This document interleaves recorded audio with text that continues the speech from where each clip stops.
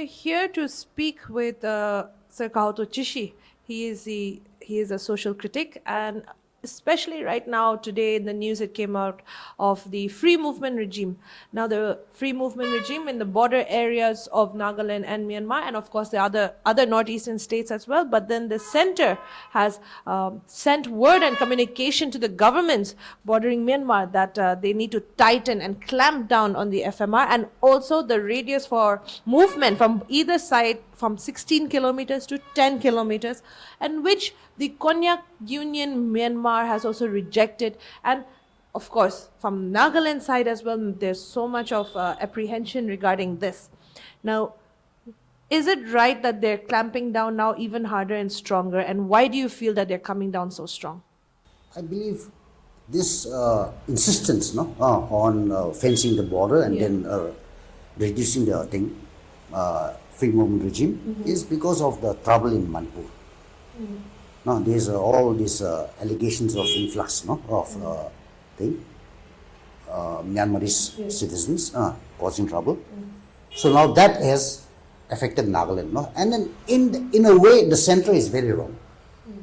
No, people who are making policy in the center, they think of the northeast as a homogeneous thing. No? And then what happens in one place affects the other. They're completely different circumstances. Politically, culturally, socially. So they should understand. And then say there's the Longwa village. That is unique. In that, like the village is situated right at the border. So they should understand, not just from that itself, that circumstances are different. But anyway, in one way we can understand also why the center is insisting on this. Regarding the reduction of the free movement regime from 16 to 10, I think that's okay, because it is as the crow flies, means straight line. It's not the road. So 10 kilometers also is very thick. But the Nagaland government should be discussing with the center. See, they are the people who represent the Naga people.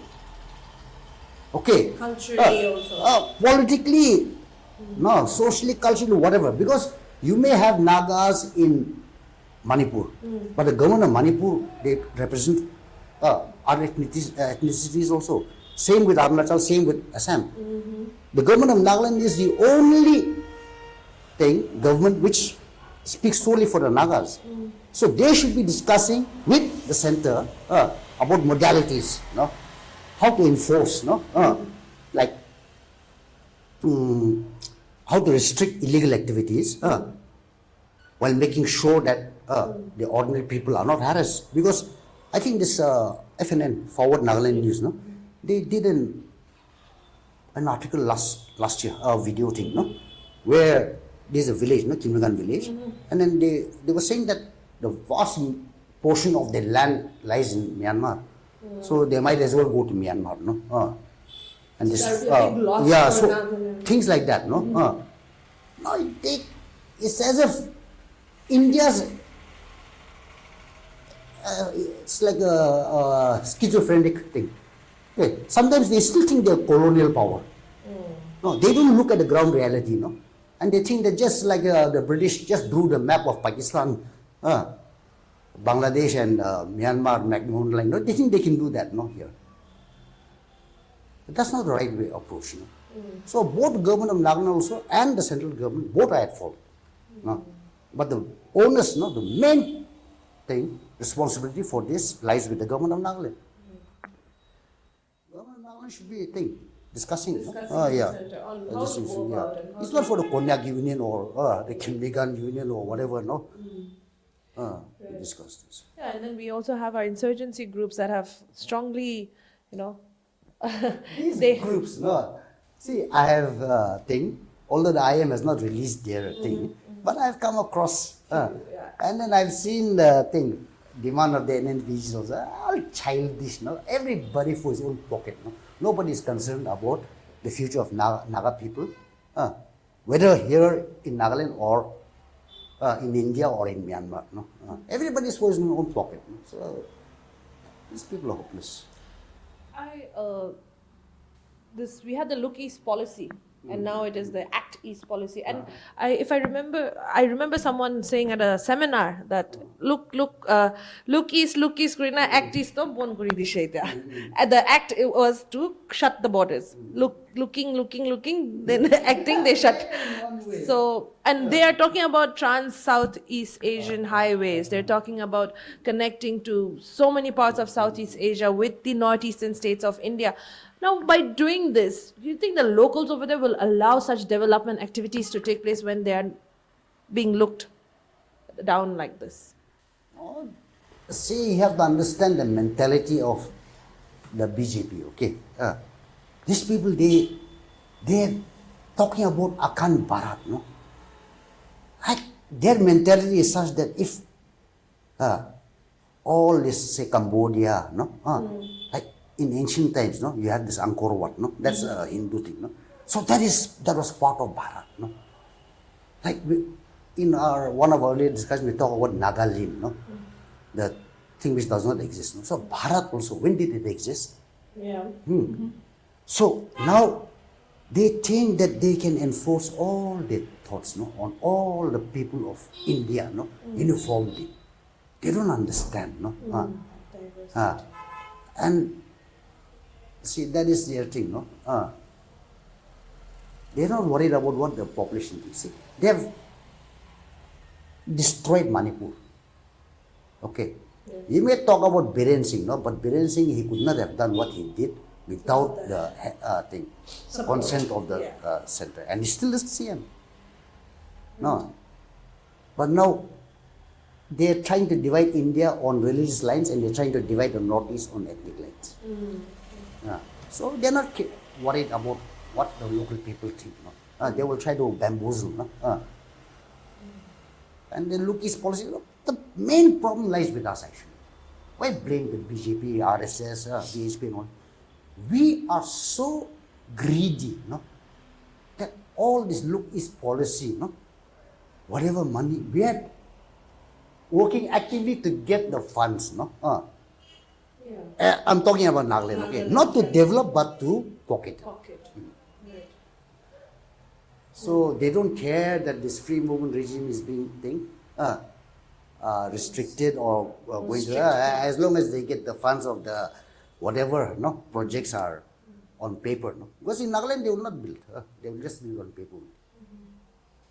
We have the FNT issue going on right now, then the FMR. So much is going on around across our border, areas of Nagaland, and you're saying that it's all because of self-vested interests, But where are we headed then? If this is the case now, there's just too many issues happening in Nagaland as we speak. So many issues. Even our own health schemes are getting, stopped, for the common man, and money is still getting deducted from the government servant or pensioners and all that. And then we have the extortion issue. Then we have the FMR, FNT. There's just too much happening. This is my final question. Where are we headed at this rate? Not one solution has come. Roads, everything. No, see, we are already a failed state. The only reason why we are still existing is because India is pouring money blindly into Nagaland without any questions, okay? They're not investigating how it's being used. In fact, I believe that certain people in the central government, they get their share also. See, what I heard from one of my sources was that other states, when they go for a certain project, whatever, so they think, Nagaland too, they know that this is not going to be implemented, so they ask for their share. What is our share? So, now, as long as India keeps on giving money blindly without checking all this corruption, this is going to go on, and we have nothing. The rich are going to get richer, the poor are going to get poorer. And as said earlier, I liked what this Tripura, he's from the royal family, and then he started to think, Yes. Regarding Manipur, he said, yeah. Regarding Manipur, he said, the BJP or the Congress, nobody from Delhi is going to save you. Your future lies in your hands, no? To the people of Manipur. Those are words of wisdom. Nagaland also. Nobody is going to come. Yes. No? We are going- Rescue. rescue us. And then you'll get the chance every 5 years to vote. So if you're willing to vote for the right person, then the right persons will stand for election. Because right now, the good people are being discouraged in every walk of life. Now we are talking about the drug menace, no? Alcoholism. All these are connected with society. The corruption in society, no? The rot, no? Because people have no hope. I look at how many college students are passing out, graduating every year. At least 20,000 in Nagaland. Are 100 of them getting government employment? So, where are all these people going to go? And Nagas, we have this attitude that I'm educated. Manual labor is beyond my dignity. So, this is we have already created a class of parasitic people. We're just feeding on what India gives us. Like levels are there. The top level they're taking 99% and the rest are feeding on the 1%.